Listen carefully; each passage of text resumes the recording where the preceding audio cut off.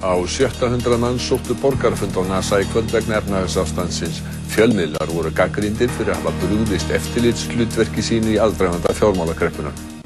Fjölmiðlar brugðust eftirlitshlutverki sínu eins og svo margir aðrir í aðdraganda fjármálakreppunnar, segir prófessor í félagsfræði. Hann var meðal þeirra fjölmörgu sem sóttu borgarafund á NASA í kvöld vegna efnahagsástandsins. Á 700 manns var á 3. borgarafundinum á NASA í kvöld sem haldinn vegna efnahagsástandsins. Hver ábyrgð fjölmiðla og hafa þeir sinnt eftirlitshlutverki sínu nægjanlega? Þetta eru meðal spurningar sem voru bornar upp hér í kvöld. Mikil gagnrýni kom fram á stjórnvöld og á fjölmiðla hjá frummælendum á fundinum sem sögðu að fjölmiðlar hefðu á margan hátt brugðist eftirlitshlutverki sínu. Við höfum langt árabil búið við samfélag ótta og þöggunar, en í slíku samfélagi þrýst ekki virkt lýðræði og þar hafa stjórnarhættir ekkert með pólitískt siðgæði að gera. Einn frummælenda sagði álit almennings á fjölmiðlum lítið. Akkúrat núna mjög lítið og það er tvennt sem að spila þar inn í að við erum með mjög stórt dagblað sem heitir Morgunblaðið sem að margir tengja ennþá við Sjálfstæðisflokkin og hversu réttmætt sem það og ég get ekki lagt mat á það.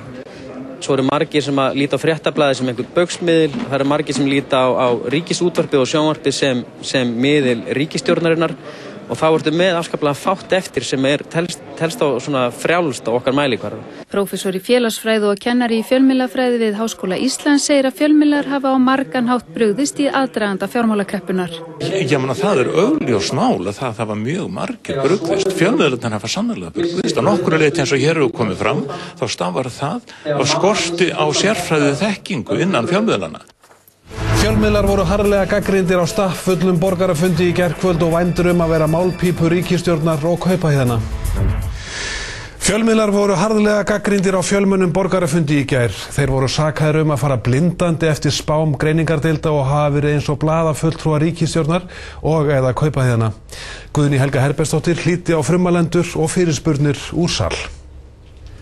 Fjölmiðlar hafa verið mjög hallir undir hina ofsakenndu markaðstrú, jafnt hér á landi sem annars staðar. Verst hefur sennilega verið fréttastofa Ríkisútvarpsins. Fjölmiðlar, svokölluð fjórða stoð lýðræðis, hefur mátt sín lítils. Við höfum horft upp á hæstráðendur lítilsvirða fjölmiðla og komast upp með að svara út í hött eða alls ekki. Því miður þá náði spillingin líka inn í fjölmiðlana.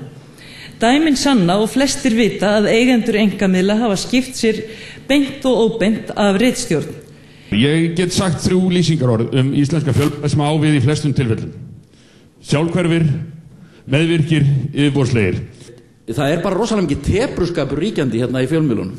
Ég fikk símtal kveikt á sjónvarpinu þegar að byrja blaðamannafundur og ég kveikt á RÚV og það var gætinglætt. Svo skipti ég á Stöð 2 og þar var blaðamannafundurinn. Og spurningin hvort að RÚV sé hætt að sýna frá fréttum í ráðherrabústaðnum eða stjórnarráðinu. Nei, við skulum steinhætt að vera með drottningarviðtölu Davíð Oddsson. Ég skal bara lofa ykkur því. Á ferðin framtíðardrama sem fólkinu verður til ama, hreinrækta rán og hörmuleg smán og ykkur öllum andskotað sama. Næsti fundur verður eftir viku í Háskólabíó og þess krafist að ríkisstjórnin mæti en stólum með nöfnum ráðherra verður stillt upp á sviðinu.